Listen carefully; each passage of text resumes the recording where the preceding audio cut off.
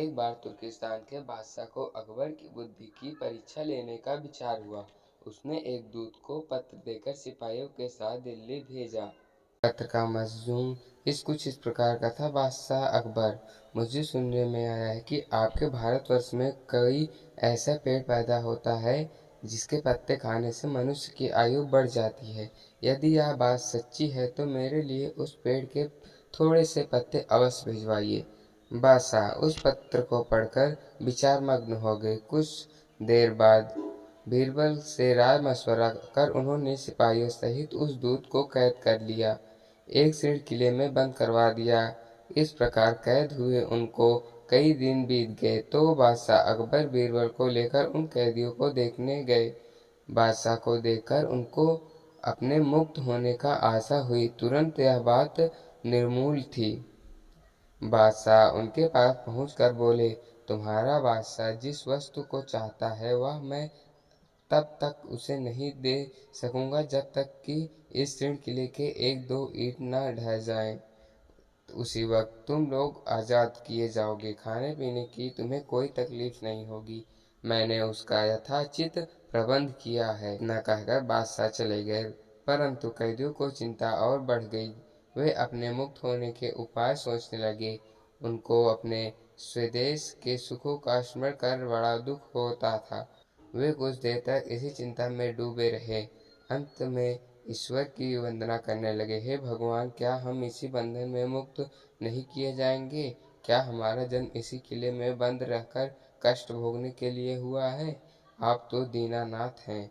आपका नाम याद कर हम असहयोगों की भी सुध लीजिए। इस प्रकार वे नित्य प्रार्थना करने लगे। अंत में उनकी प्रार्थना का असर हुआ। ईश्वर की कृपा हुई। एक दिन बड़े जोरों का भूकंप आया और किले का कुछ भाग भूकंप के कारण धराशायी हो गया।